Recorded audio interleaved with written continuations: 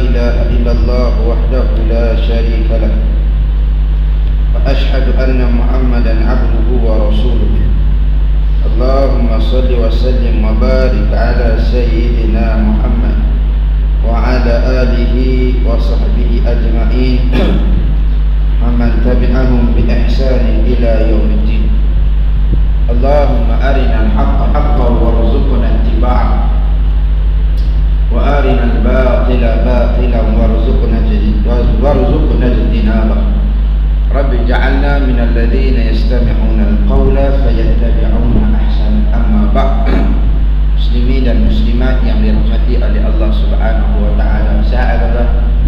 Alhamdulillah. Yang muslimin jumpa lagi hari ini lah. Semalam jumpa dah. Hari ini jumpa lagi. Tak boring. Alhamdulillah. Tuan-tuan yang dirahmati oleh Allah. Syukur kita pada Allah Subhanahu wa taala kerana di kesempatan yang sebentar ini Allah Subhanahu wa taala memberikan kita sedikit ruang, memberikan kita sedikit kesempatan untuk kita menggunakan ruang dan juga waktu yang Allah sediakan, yang Allah beri kita peluang untuk kita menggunakannya, untuk kita buat sesuatu yang akan menjadi aset kita di akhirat nanti, iaitu kita buat sesuatu yang sentiasa diminta oleh baginda Nabi sallallahu alaihi wasallam.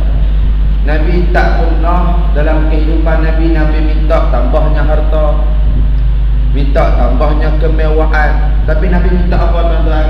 Wa qur rabbi zidni ilma, ya Allah tambahkan pada aku ilmu. Tu baginda Nabi, orang yang paling mulia, yang paling dekat dengan Allah, paling dikasihi oleh Allah. Itu pun setiap hari, setiap waktu Nabi sentiasa minta supaya apa? Supaya ditambahkan ilmu. Sebab tu kita sebagai umat Nabi SAW, kita pun kena ada sifat ni. Kita pun kena ada perangai ni, iaitu kita sentiasa nak cari ilmu. Walaupun kita kata ustaz, umur saya 65 dah ustaz, nak pergi mengaji tak larat. Patut 65 lah pergi mengaji. Sebab apa? Sebab dia dah dapat subsidi 2 tahun dah Allah bagi. Kan? Umur umat Nabi kan tak apa tu. Patut dia lah lebih kuat.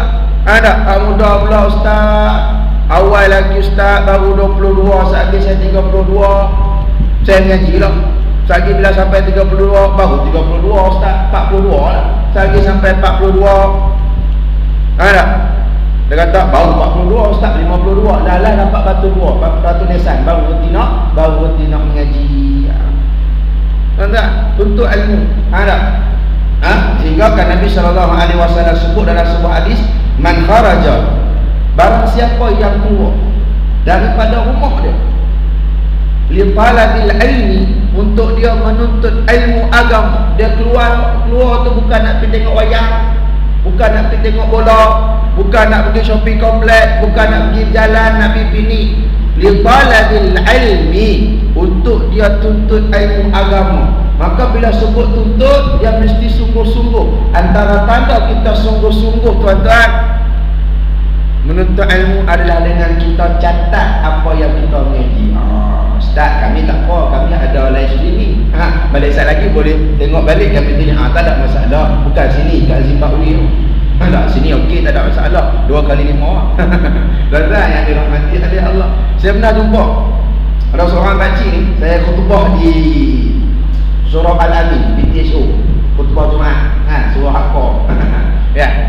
Saya pergi situ tuan-tuan, saya sampai awal pukul 12.30. Bila sampai awal, surau tak buka lagi. Saya duduk belakang, duduk relax. Tiba-tiba datang seorang pakcik ni. Dia datang, dia duduk, dia ambil rehal yang kita pakai kat masjid tu. Dia duduk kat tiang, dia bawa keluar satu buku. Saya perasan buku tulis. Yang mana buku tulis dia tu tuan-tuan, macam kertas yang kita rendam dalam air, lepas tu kita keringkan. Makna kata berkedut tak kertas tu? Berkedut kan? Buku tulis dia macam tu, berkedut. Rasa daripada jauh nampak berkedut buku tu. Makna kata diguna sampai lunyai. Diguna sungguh-sungguh buku tu. Tahu? Tak kacau? Saya pun tengok naik ke timah. perasan dia ada kat bawah. Masa tengah tazkirah Jumaat pun perasan dia duduk belik buku tu, dia tulis sesuatu. Habis khutbah, tengah kira duit tabung masjid, tabung surau, dia ada sekali. Saya perasan buku tu ada atas riba dia. Saya pun tanya, tuan, tu buku apa? Boleh tengok tak? Anak, dia pun bagi. No, ustaz, rupanya buku tu bukan berkedut tak, siap ikat dengan getah. Macam set 3310 tak ada lain, bateri tak ada, ikat dengan getah kan. Tak, buku dia ikat dengan getah tak. Saya pun tanya, ni buku apa ni tuan? Lepas dia kata, ustaz, buku ni saya bawa setiap kali saya datang kuliah, setiap hari saya akan bawa dan saya akan tulis apa yang saya mengaji. Dan apa yang ustaz khutbah tadi 80% saya boleh ulang balik. Nampak tak? Anda dia tulis. Baik. Kemudian dia kata apa? Dah 16 tahun saya buat benda ni ustaz. 16 tahun datang kuliah agama tulis tuan-tuan. Lepas tu saya tanya lah, dah yang sampai berkedut macam ni, kenapa? Orang lain pun tulis juga, tapi okey dia buku dia. Tak? Dia kata, ustaz, balik rumah saya buka, saya kaji balik, saya belajar balik, saya ulang balik apa yang saya duduk dalam majlis ilmu ni tadi. Kita tulis juga tuan-tuan, balik campur atas hati. Campur atas hati, anak bawa main. Tu baik. Kemudian Allahumma salli ala sayyidina Muhammad. Dan kena kata apa? Dekat rumah saya ada lagi 500 buku yang sama macam yang saya bawa hari ni ustaz. Ada 500 lagi kat rumah. Mama 16 tahun dia simpan, dia tulis dan dia simpan, dan dia sangat menghargai ilmu. Sebab tu kita sebagai umat Nabi sallallahu alaihi wasallam, kita mesti ada sifat. Sebab apa tuan-tuan? Sebab dalam kehidupan kita ni, kita ada dua rezeki. Ada dua bentuk rezeki. Pertama, rezeki zahiriah, rezeki untuk anggota luaran kita. Duit banyak, duit sikit, rezeki. Badak, suami besar, suami kecil, rezeki. Isteri sikit, isteri banyak, rezeki. Anak sikit, anak banyak, rezeki. Makan sedap, makan tak sedap, rezeki. Kereta besar, kereta kecil, semua rezeki. Tapi itu untuk rezeki zahiriah.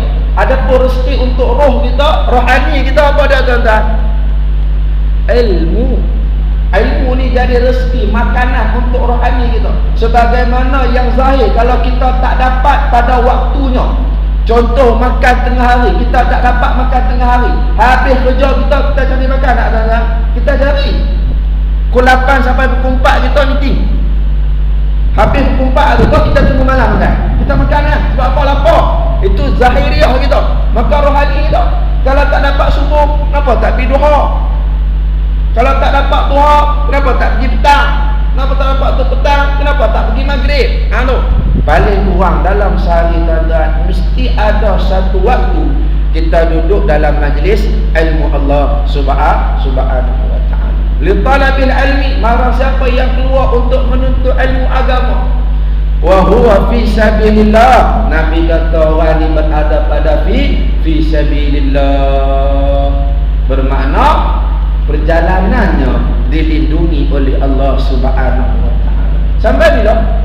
Sampai bila duduk dalam fisabilillah ni? Sampai ustaz sekian, assalamualaikum warahmatullahi, habis macam tu tak? Tak. Hatta yarja, sampailah dia balik rumah nanti. Sampai dia balik rumah baru habis fisabilillah. Dia makna kata pergi dan balik dipelihara oleh Allah subhanahu wa ta'ala. Lepas tu makcik-makcik kalau nak ajak suami pergi kedai, ajak lepas kuliah. Jangan ajak sebelum kuliah, tak dapat pahala. Ajak lepas kuliah, panjang sikit kat desko tu Allah jaga. Nak apa? Sebab kita masih dalam perjalanan pulang ke rumah kita tuan-tuan.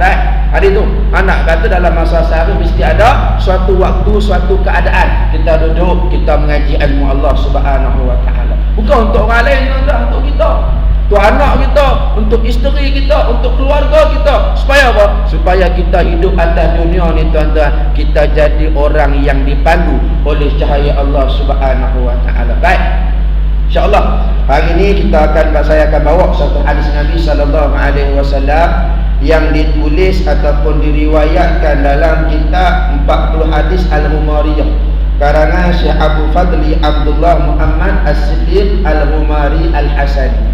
Hadis yang ditulis dalam kitab ni yang memberikan kita begitu banyak pedoman. Ada 3 benda dalam hadis ni tuan-tuan. 3 benda bermakna 3 jam. Boleh? Boleh? Boleh tak? 3 jam? Tuan-tuan tunggu saya nak balik 3 jam habis bateri live streaming ni tuan-tuan. Ada An Sauban radhiyallahu anhu wa arda. Daripada Sayyidina Sauban radhiyallahu anhu wa arda. Sayyidina Sauban ni dia di antara seorang sahabat Nabi yang Nabi pernah janjikan dia syurga. Tapi dia janji syurga ni tuan-tuan, dia dengar Nabi kata dia janji syurga, jatuh sakit. Sampai jatuh sakit dah tuan-tuan. Saya pendek cerita, ringkas. Sebab kalau cerita pasal dia saja habis kuliah kita hari ni. Tak? Baik. Jadi dia Nabi beritahu dia ni adalah calon ahli syurga. Tak? Dia ni ahli syurga. Sampai dia tahu tu tuan-tuan, sampai dia sakit. Sehingga bila dia sakit, satu ketika Nabi tanya, mana sahabat ni? Lama tak dapat datang masjid. Lalu sahabat pun kata, dia sakit ya Rasulullah. Dia sedang terlantar sakit. Nabi pergi melawat. Bila Nabi melawat, dia tak mau tengok Nabi. Dia tak mau tengok. Nabi bercakap, dia tengok tak lain. Nabi bercakap, dia tengok tak lain. Kemudian kat situ baru Nabi bagi tahu bahawa dia ni ahli syurga. Sebelum tu dia diberitahu oleh sahabat. Sahabat diberitahu oleh Nabi di masjid, dia tak ada kat masjid masa tu. Sahabat pergi rumah dia beritahu. Tapi hari tu bila Nabi datang melawat, baru Nabi bagi tahu, dia ni ahli syurga. Lalu bila dia dengar Nabi sebut bahawa dia ni ahli syurga, dapat masuk syurga, maka Sauban dia kata, ya Rasulullah, inilah sebab yang menyebabkan aku sakit ya Rasulullah. Kita kalau dengar dapat syurga tuan-tuan, Allah, pakat tak sayang tak? Dia sakit. Nabi tanya, kenapa kan masuk syurga? Lalu dia kata, ya Rasulullah, kalau aku masuk syurga ya Rasulullah, aku akan duduk di syurga yang bawah, kamu akan duduk syurga yang paling tinggi. Aku tak dapat duduk dengan kamu ya Rasulullah. Sebab tu tuan-tuan, dia tak dapat apa? Dia sakit, jatuh sakit hanya kerana walaupun duduk dalam syurga, tapi dia kata dia tak boleh duduk dengan Nabi. Sebab Nabi mesti syurga paling tinggi, dia syurga paling bawah. Itu Sauban, seorang sahabat Nabi sallallahu alaihi wasallam, cintanya kepada Nabi sallallahu alaihi wasallam. Baik. An Sauban radhiyallahu anhu arda an Nabi sallallahu alaihi wasallam qala, daripada Nabi Muhammad sallallahu alaihi wasallam bersabda, innar rajula, sesungguhnya seseorang itu. Bermakna hadis ini Nabi tujukan kepada mereka yang merasakan dirinya manusia. Ada ustaz manusia yang tak rasa diri dia manusia? Ada. Mereka yang melakukan sesuatu tanpa ada timbangan dosa dan pahala. Dia tak peduli benda tu halal ke haram, dia buat. Dan orang yang buat macam tu tuan-tuan, dia kalau makan dia tak peduli halal ke haram. Pakaian dia tak peduli tutup aurat ke tak tutup aurat. Orang macam ni, dia ni jenis tak tahu malu. Pak Nabi sebut, idza lam tastahi, sekiranya kamu ni jenis tak malu, fasna ma syi'ta, buatlah apa kamu suka. Maknanya mereka yang buat apa yang dia buat sesuka hati, tak peduli halal haram. Jenis orang tak tahu malu tuan-tuan. Tak tahu malu dengan siapa? Tak tahu malu dengan Allah Subhanahu wa taala. Batu manusia dia nak buat apa-apa tuan-tuan, dia mesti ada panduan, mesti ada peraturan. Dia mesti ada pedoman. Apa ada? Al-Quran. Kemudian hadis Nabi sallallahu alaihi wasallam yang kita belajar, yang kita menuntut daripada para ulama.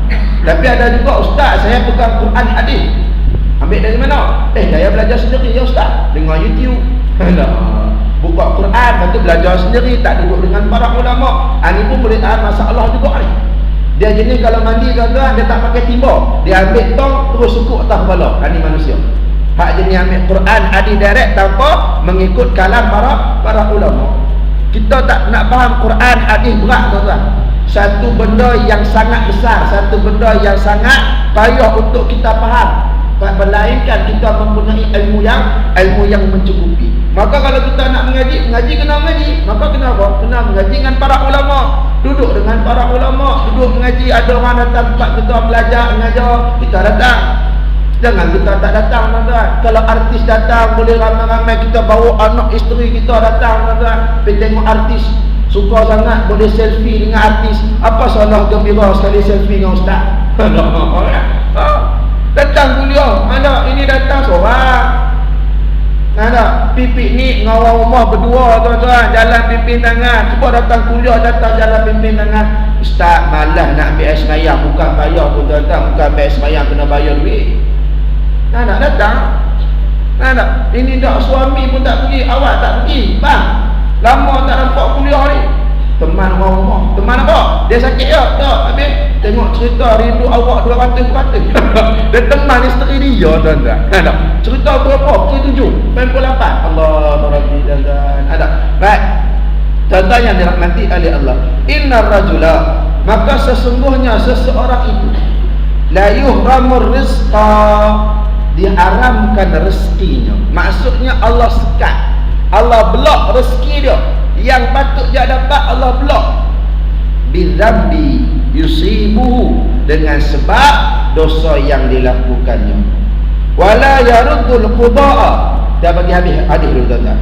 Wala yaruddul qudaa, dan tidak ada yang boleh menolak atau mengubah takdir yang telah ditetapkan oleh Allah ke atas seseorang manusia. Matinya bila, jodohnya siapa, tanamnya di mana bila mati, hidupnya bagaimana, tak boleh diubah. Illa ad-du'a'u, melainkan dengan doa.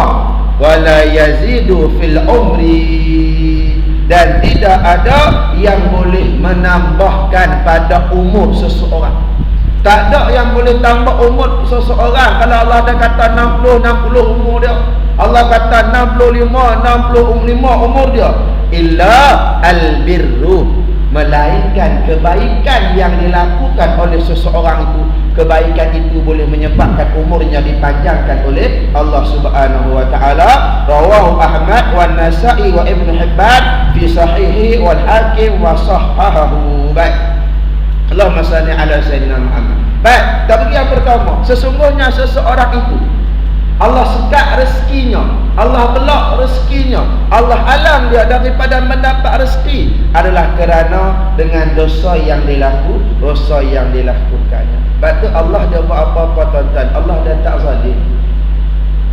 Allah dia tak akan zalim. Sebagaimana Allah mendatangkan ujian kepada seseorang kena ataupun bertepatan dengan kemampuan seseorang, maka begitulah bila mana Allah menyekat rezeki seseorang, adalah bukan saja-saja adalah kerana dosa yang dilakukan oleh manusia tersebut.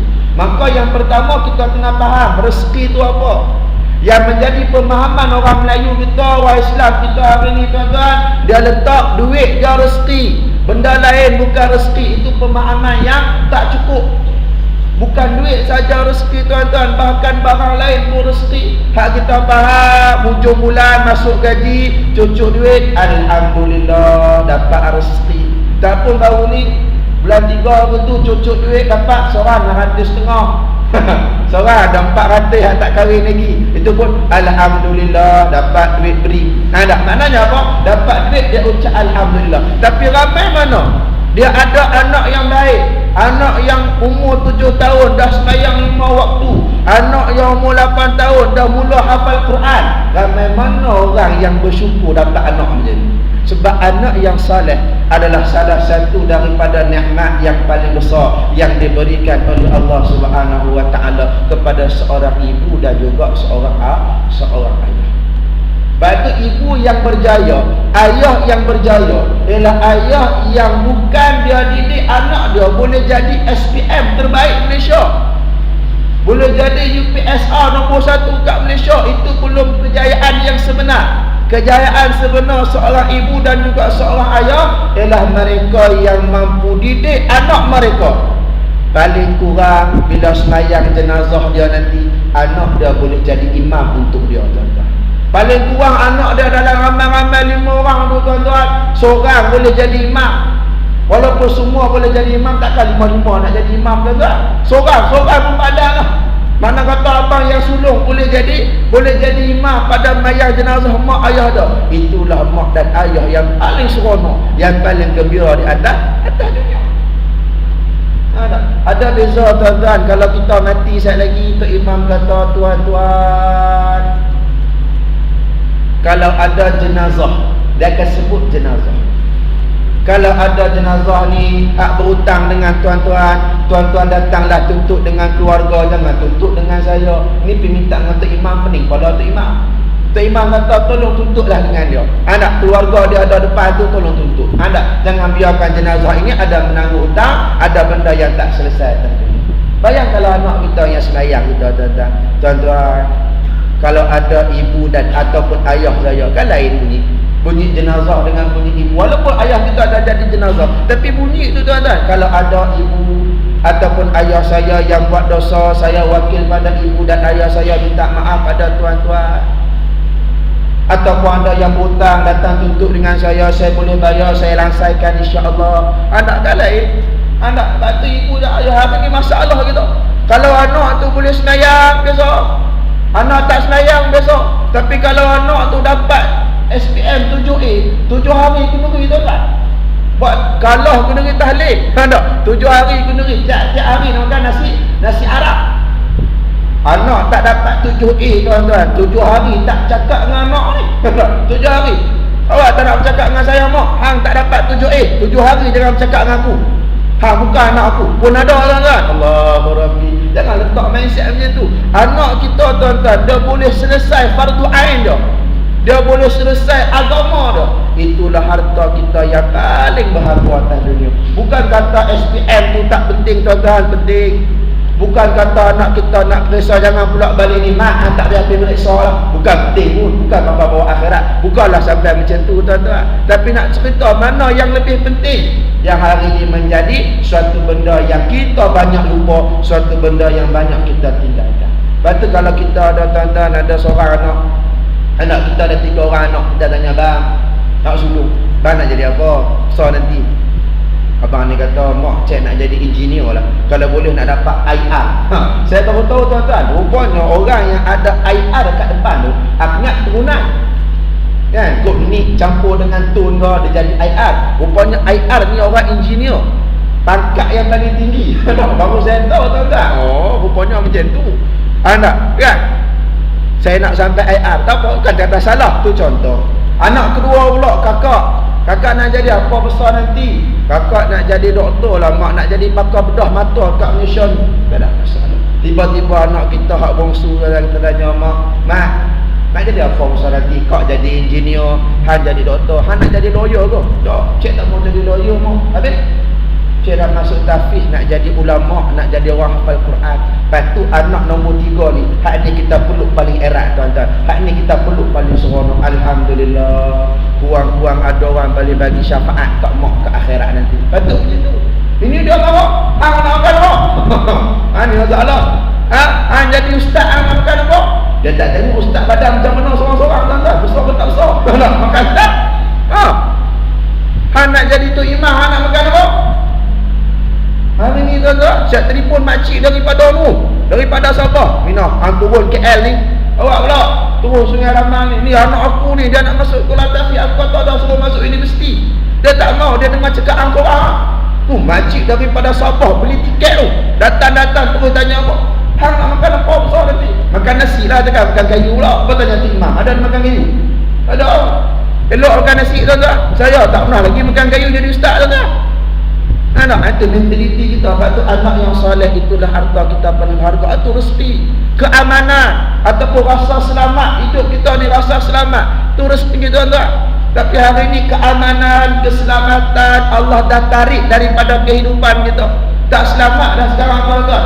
Masjid hak patutnya tempat paling selamat. Saya sebut dalam khutbah malam pada ketika Fathul Mekah, pembukaan kota Mekah, bila mana Nabi masuk, antara tempat yang Nabi suruh mereka yang belum masuk Islam ketika itu di Mekah supaya berlindung, antaranya Masjidil Haram. Bermakna masjid tempat yang selamat walaupun untuk orang bukan Islam. Tiba-tiba hari ni tuan-tuan, masjid kita dah tak selamat. Cuba cek tempat paling banyak selipar hilang, masjid. Masjid tuan-tuan, tempat paling selamat. Hampir orang nak pergi masjid tu, dia pakai selipar hak berlubang. Bukan sebab dia miskin dah. Sebab dia kata kalau bawa selipar lawa memang hilang. Selipar jamban masjid pun hilang tuan-tuan. Ini kan selipar kita hak lawa tu. Allah. Jangan kata selipar tabung masjid pun hilang. Ada. Kalau sebelum ni tuan-tuan, orang jenis curi tabung masjid macam mana? Dia ambil pembaris, dia letak gam kat ujung kan. Kalau tidak pun, paling tidak pun dia letak swimming gam. Letak tu kira macam pancing ikan lah. Mana hak lekat, kira ambil terus lah tuan-tuan. Zaman dulu Ustaz mana tahu nak buat ah? Orang cerita saya nak buat tuan-tuan. Tak jauh lah budak-budak macam tu.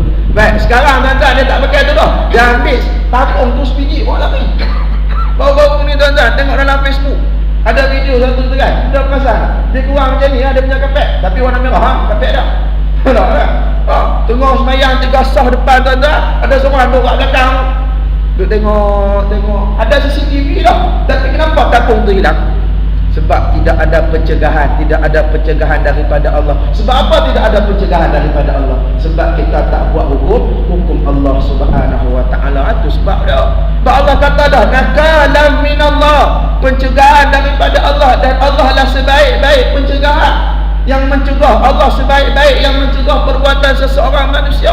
Tiba-tiba kita duk ambil hukum selain daripada Allah. Batu masjid pun tak aman dah sekarang. Batu keamanan adalah rezeki. Jadi sebab apa Allah halang kita daripada dapat rezeki tuan-tuan? Keamanan ni sebab dosa kita tak nak bersama dengan mereka yang berjuangkan hukum Allah. Dan kenapa tadi Allah sekat kita daripada dapat anak yang baik, anak yang soleh? Macam-macam nak buat ustaz. Air tu tak usah kira lah, baca air macam-macam jenis ustaz dah panggil. Asal ustaz datang je bawa air tolong baca. Ustaz baca sikit ke anak saya ustaz, degi nak mampu ni. Macam-macam dah. Bawa cawan, mula-mula bawa cawan. Tak cukup cawan, bawa botol besar ni. Tak cukup botol besar ni, bawa botol spritzer hak 5 liter tuan-tuan. Tak cukup botol spritzer, ustaz datang rumah saya, awak baca air kat kolah terus lah ustaz. Bapak dia degil sumbat dalam tu, ayah dia degil sumbat dalam tu sekali. Tak nampak tak? Sebab apa? Sebab kadang-kadang masa kita mula-mula kahwin hari tu tuan-tuan, kita buat dah dosa dengan Allah Subhanahu wa taala. Hari ni banyak. Dia jadi trend tuan-tuan.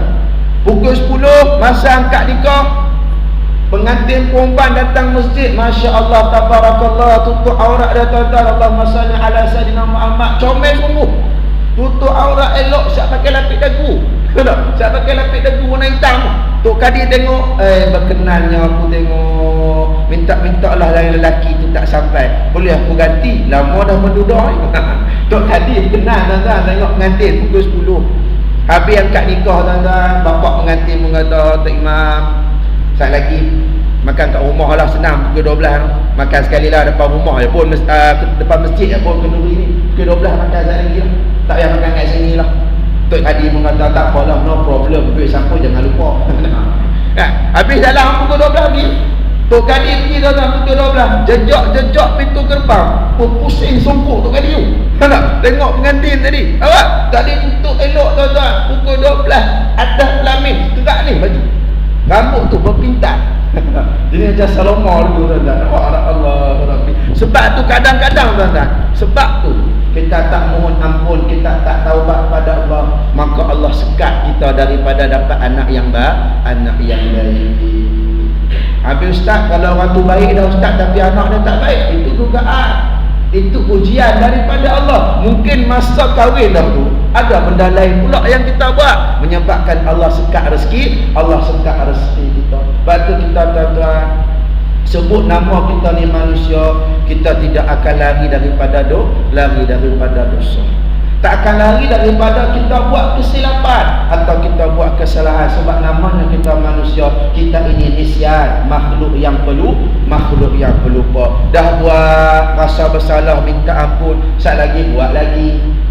Dah buat taubat balik, nak pergi lupa, buat lagi. Itu perangai kita tuan-tuan. Sebab tu di samping, di ketika umur kita yang masih ada ni tuan-tuan, gunakan kesempatan baik-baik, banyak-banyak kita minta ampun pada Allah Subhanahu wa taala. Ada satu cerita yang berlaku pada zaman Fudail bin Iyad.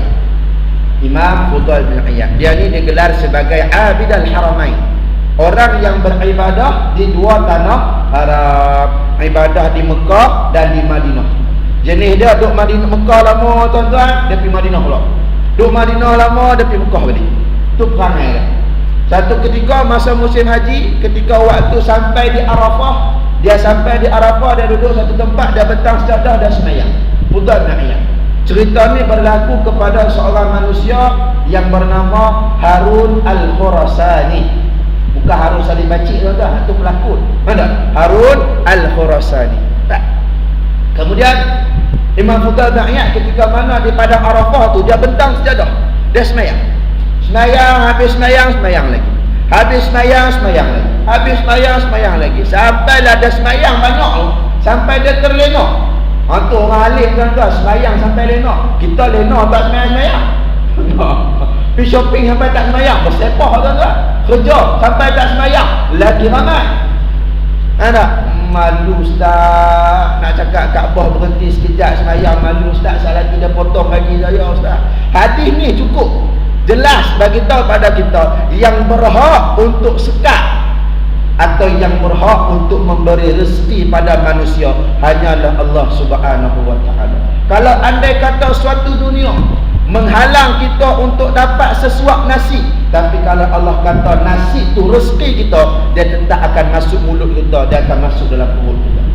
Kalau satu dunia bantu kita bergandeng bahu untuk dapatkan kita segunung emas, tapi kalau Allah kata benda tu bukan rezeki kita, buat macam mana pun dia tetap takkan jadi milik kita. Tak tu kenapa kita takut? Malu ustaz, nak cakap lebih-lebih malu ustaz awak, tak dia kena hantar pergi Sabah. Kan? Malu ustaz, kita ikut jaga dah lah ustaz, tak ada lawan-lawan lah. Sekali lagi payah ustaz.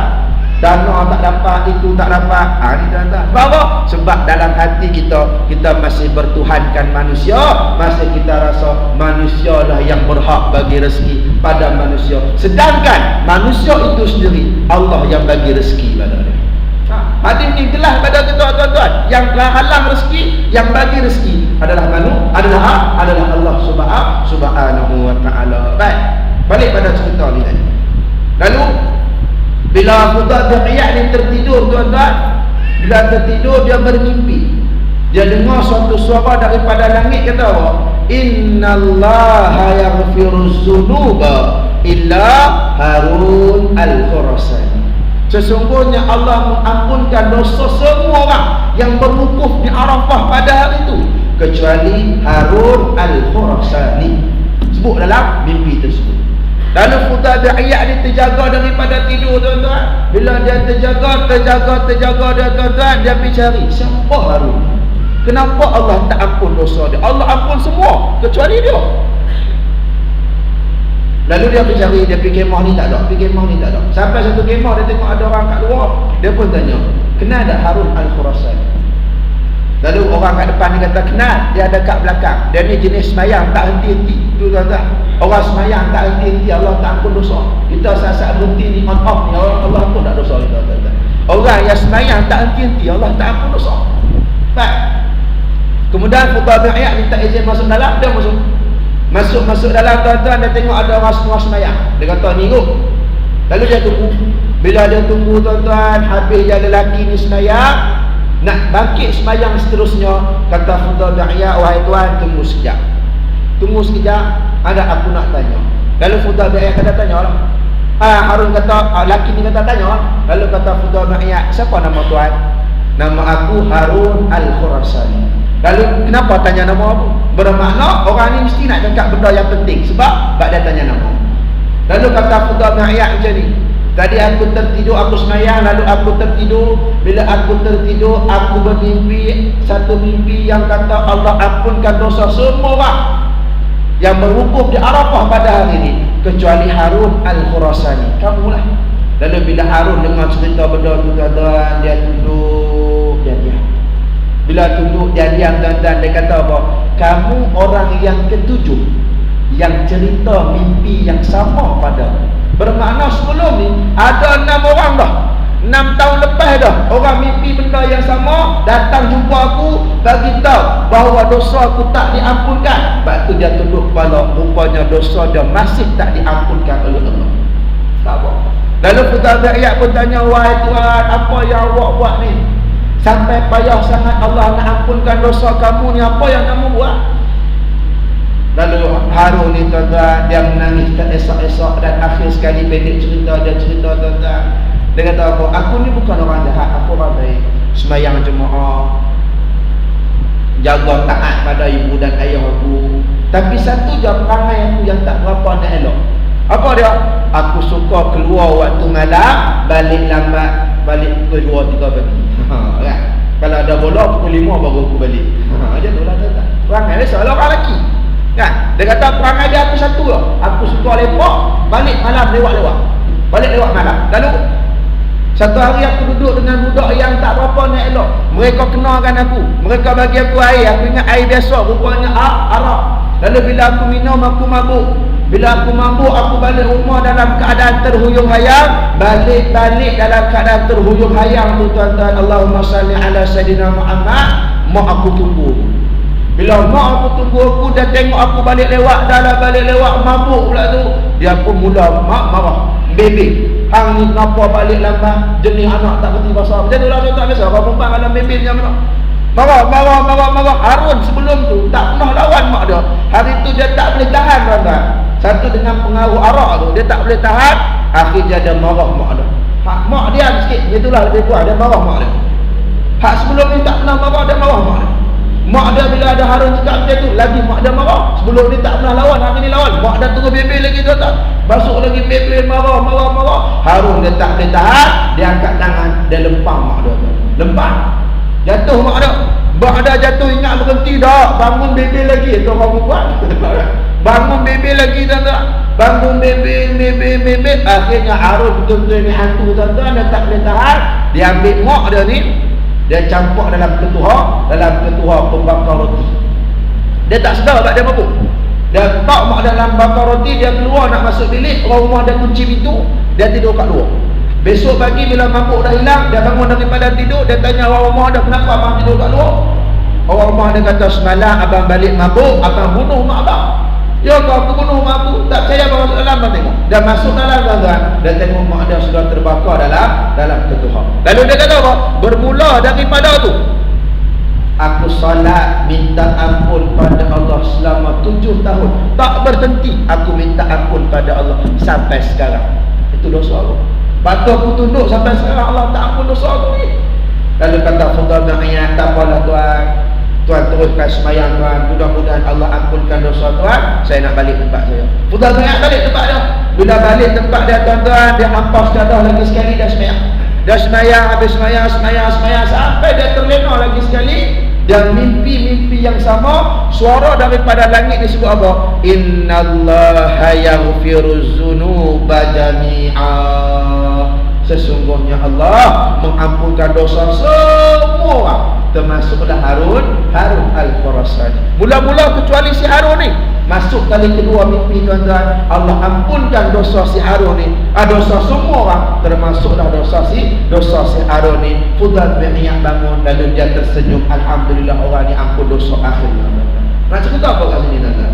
Nak cerita pada kita berat macam mana dosa kita tuan-tuan. Selagi kita tak mensyirikkan Allah, selagi kita tak menduakan Allah, selagi kita tak menghalalkan apa yang haram, mengharamkan apa yang halal, maka dosa itu boleh diampunkan. Bahkan dosa kita besar macam mana pun, hatta dosa kita dihimpunnya penduduk dunia tak sama banyak dengan dosa kita, keampunan daripada Allah datang lebih besar daripada dosa yang kita bawa apabila bertemu dengan Allah.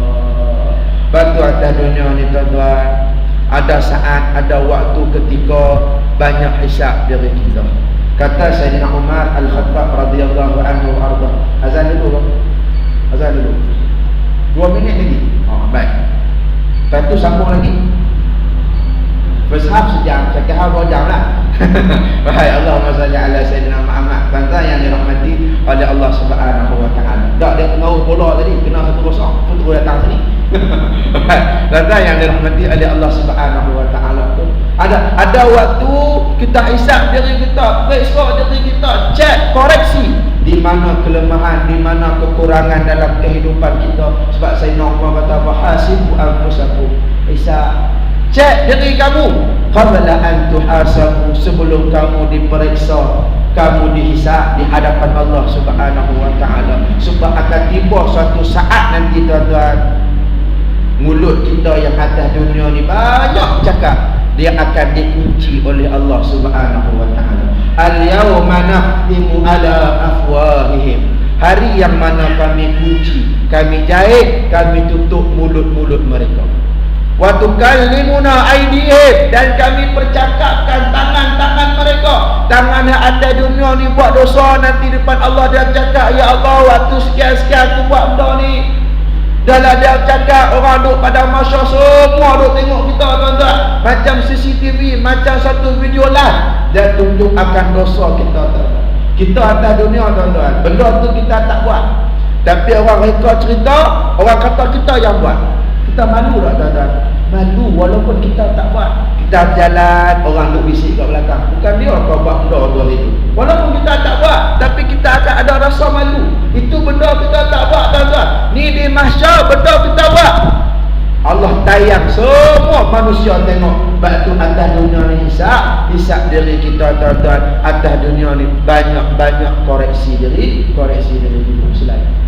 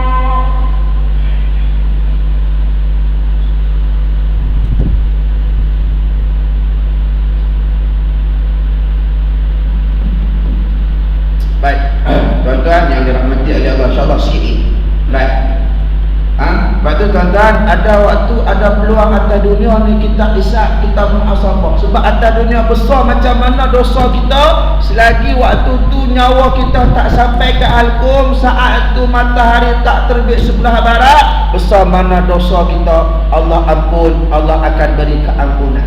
Tapi saat kita dihisab depan Allah, Allah akan korek dosa kita, sehingga sekecil-kecil dosa Allah akan persoal satu persatu. Sebab tu atas dunia tuan-tuan, ada waktu minta ampun pada Allah.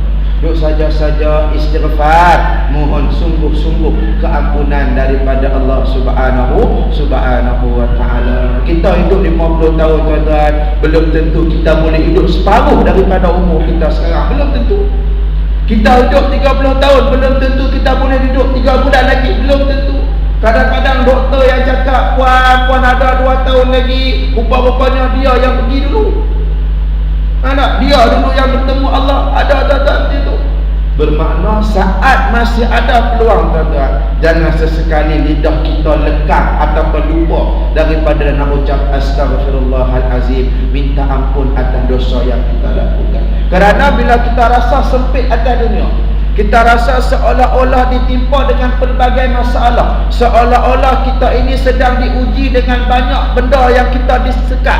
Rezeki kita sangkut kat sana, sangkut kat sini, kat situ tak boleh nak pergi belakang, tak boleh nak pergi tuan-tuan. Ketahuilah ketika itu Allah datangkan ujian adalah untuk Allah menghapuskan dosa kita yang banyak. Cepat-cepat mohon ampun, Allah akan tarik hijab ni tadi, tuan-tuan. Lalu Allah akan alirkan balik rezeki yang sepatutnya kita dapat, Allah akan alirkan balik.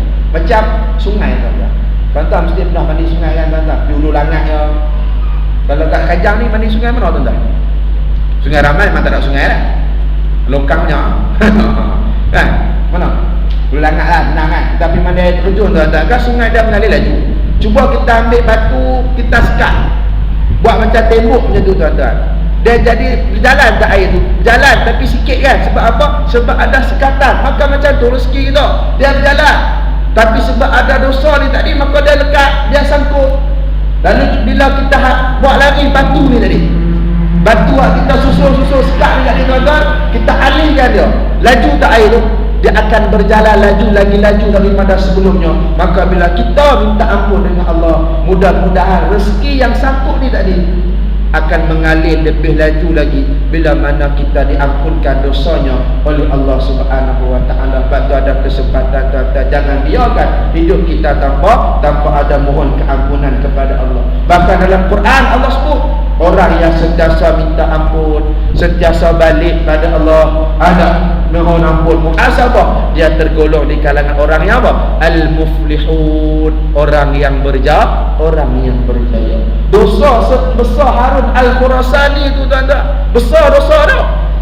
Sampai dia bunuh mak dah, tuan-tuan. Dosa tu pun boleh diampunkan oleh Allah. Apalah sangat dosa kita, tuan-tuan. Kita mungkin wal-iyazubillah tak sampai bunuh mak kita. Kita mungkin tak sampai kita herdik, kita lempang mak kita. Paling kurang pun, tuan-tuan, kita balik setahun sekali. Pipi ni setahun 5 kali. Balik kampung setahun sekali. Itu pun bergaduh laki bini, tuan-tuan, nak balik kampung. Telefon mak jauh sekali, sebulan sekali nak telefon. Oh, payahnya. Mak telefon barulah jawab. Mak telefon, mak sihat mak. Tu, tuan-tuan, dah gaduh. Tak? Mak telefon, mak masuk duit kat mak sikit, mak. Tak ada duit nak beli barang dapur ni. Okeylah mak, sat lagi mak masuk lah. Mak tunggulah kat rumah. Dia masuk juga, tuan-tuan, RM10. Sebab apa? Sebab ATM lah RM10. Kalau lah RM5, tuan-tuan, RM5 dia masuk kat mak dia.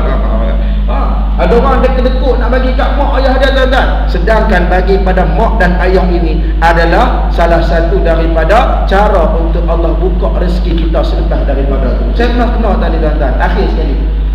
Saya pernah merasai benda tu. Pernah sekali saya balik rumah mak mentua saya, tuan-tuan, saya arwah mak tak ada dah. Mak tak ada dah, dia arwah dah. Mak mentua saya. Saya balik naik bas. Dalam Phuket ada 100 setengah, tuan-tuan. Saya kata ni kalau bagi 50 macam tak padan. Bagi 100 lagi kan ada 50, jadi apa-apa tengah jalan payah pula. Tak apalah, bagilah 100, biarlah tinggal 50, tak apalah, tawakal, tuan-tuan. Alhamdulillah sampai pagi tu, balik rehat-rehat, tuan-tuan. Pukul 8 abang telefon, ustaz, boleh tak datang kat masjid bagi motivasi kat budak-budak sikit? Ada ustaz patut datang, dia tak jadi datang. Ustaz boleh datang? Saya kata boleh lah, saya pun tak ada kerja pukul 2 tu. Lepas tu saya pun pergi, tuan-tuan. Pergi, tuan-tuan, balik daripada Allahumma salli ala sayyidina Muhammad, habis motivasi, orang pun bagi sabu. Bagi siapa tak apalah, kita ambil lah, takkan nak bagi beli. Orang kita ustaz, ikhlas lah ustaz. Asal ustaz je ikhlas. Sampai ke ustaz je ikhlas, tuan-tuan. Ustaz kalau dia pi dekat stesen minyak, pi kat Shell, dia tunjuk ustaz, kad ustaz satu Malaysia. Makna kalau tunjuk kad tu isi minyak free, tak apa. Tak apa lah, kalau ustaz tak apa, tak ada masalah. Anak ustaz kalau nak pergi beli baju sekolah, tunjuk kad tu dapat free. Tak ada masalah tuan-tuan, don't worry, saya datang free, tak ada masalah. Anak ustaz dah tak ada masalah benda tu. Tapi ada bagi saya ambil dalam poket balik rumah, tengok-tengok buka tuan-tuan, dia bagi 300 Alhamdulillah dia bagi untuk sejam punya motivasi tuan-tuan. Bukan nak cerita duit, nak cerita kita bagi semalam 100 ya. Tapi sebab kita bagi pada mak ni tadi, dia bukan minta pun. Dia minta pun, kalau dia ambil pun dia buat isi minyak kereta. Isteri saya pakai buat kerja kat Terengganu, bukan pakai kat dia pun. Tapi kita bagi tu. Kita bagi tu menjadi salah satu daripada pembuka pula rezeki untuk kita. Bila kita bagi, Allah akan ganti dengan benda yang lain. Bahkan Nabi sebut dalam sebuah hadis, mana qasa, tidak akan berkurang. Nabi jamin, mana qasa, takkan berkurang. Malun sadaqah, harta yang disedekah, harta yang disedekahkan. Nabi tahu dah manusia ni payah sedekah. Sebab apa tuan-tuan? Sebab dia takut duit dia kurang. Kenapa payah kita sedekah? Sebab kita tahu kalau sedekah 50, poket kita jadi kurang 50 tuan-tuan. Sebab tu payah nak sedekah. Allah datang, Nabi bagi jaminan tak akan berkurang harta yang disedekahkan. Sebab tu atas dunia ni tuan-tuan, jangan kedekut untuk memberi. Allah pula akan bagi pada kita lebih daripada apa yang kita bagi. Jadi tuan-tuan yang dirahmati oleh Allah tu, ada hak pertama, lagi dua, bagi lain kali. Ini strategi dah tuan-tuan, nak bagi lagi sekali. Baik, insyaAllah ada waktu yang lain saya terang lagi dua. Hak hari ni, hak nombor 1 je dulu tuan-tuan, insyaAllah. Ini pun patut dah lagi, tapi tak apalah, cukuplah setakat ni tuan-tuan. Mudah-mudahan apa yang saya sampaikan tak banyak, serba sedikit dapatlah tuan-tuan ambil perhatian. Cuma akhirnya sebelum saya tutup tuan-tuan, saya nak buat sedikit pengumuman. Semalam saya buat dah ketika mana tazkirah Jumaat semalam. Hari ini saya buat lagi untuk mereka yang mungkin tak sembahyang Jumaat kat sini. Saya umum lagi sekali lah untuk ibu-ibu kat belakang mungkin nak masuk.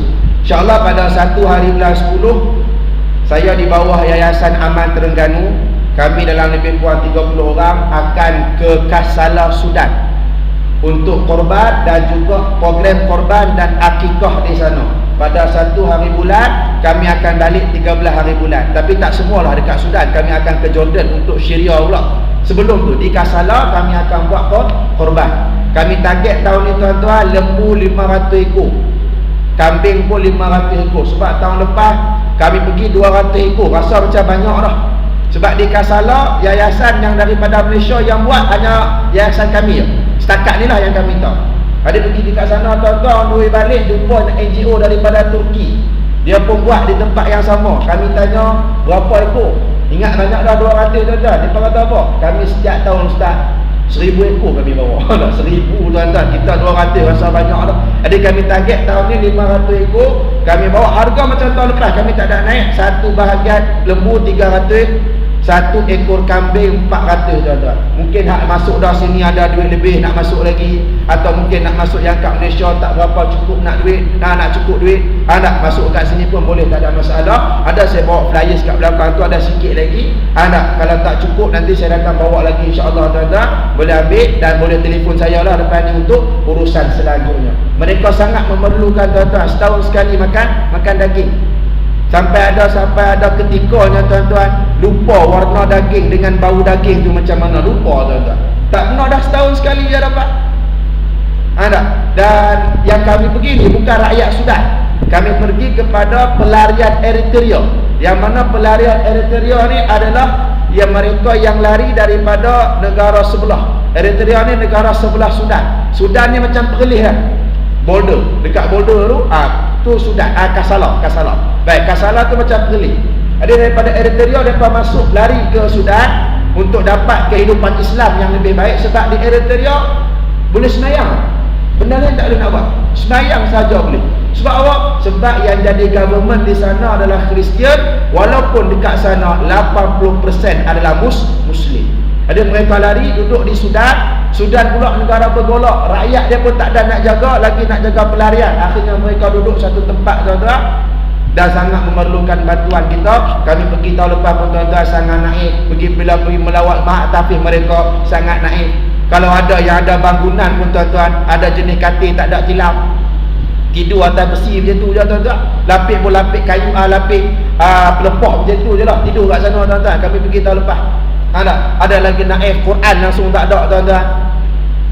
Sangat naif. Jadi mereka perlukan bantuan daripada kita tuan-tuan. Saya ulang lagi sekali, satu bahagian lembu 300, satu ekor kambing 400. Nabi sebut man kana fi hajati akhi, barang siapa yang berada pada hajat saudara dia. Bila mana ada orang minta bantuan, kita ada untuk bantu orang tu. Takat yang kita bantu.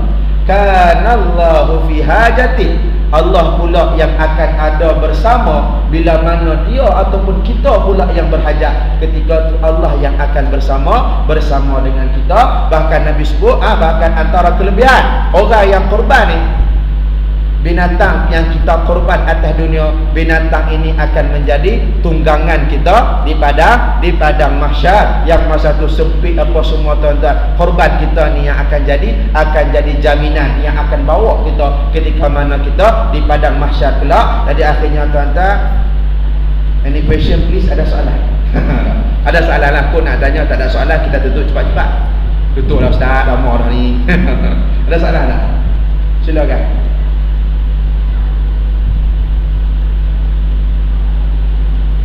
Yang saya boleh jawab, saya jawab. Tak boleh jawab, saya tangguh bila minta jawab lain kali, insyaAllah. Tak ada soalan? Biro dakwah tak ada soalan? Tak ada soalan tak? Kalau ada biro dakwah faham, orang lain insyaAllah faham tak? Jadi Alhamdulillah, akhirnya saya minta maaf. Ada terkasar bahasa, ada tersilap bicara. Mudah-mudahan kita semua sentiasa dirahmati oleh Allah Subhanahu wa ta'ala. A'udzubillahi minasyaitonirrajim. Bismillahirrahmanirrahim. Allahumma alimna bima yanfa'una wanfa'na bima 'allamtana, rabbana zidna ilma. Allahumma faqihna fid din wa 'allimna ta'wil. Rabbi ja'alna minal ladzina yastami'una al-qawla fayattabi'una ahsana. Allahumma ja'alna minat tawwabin. Ya Allah, ya Tuhan kami, jadikanlah kami orang yang sentiasa menuturkan kata istighfar, memohon ampun di atas dosa yang kami lakukan, ya Allah. Ya Allah, ya Tuhan kami, janganlah Engkau sekat rezeki kami, Engkau bantutkan rezeki kami kerana dosa yang kami lakukan, ya Allah. Kerana kami melakukan dosa dalam keadaan kami alfa dan juga kami lupa, ya Allah. Ampunkan dosa kami, ya Allah. Jadikan kami orang yang sentiasa memohon taubat kepadamu, ya Allah. Sallallahu ala sayyidina Muhammadin wa ala alihi wa sahbihi wa sallam. Alhamdulillahirabbil alamin. Assalamualaikum warahmatullahi wabarakatuh.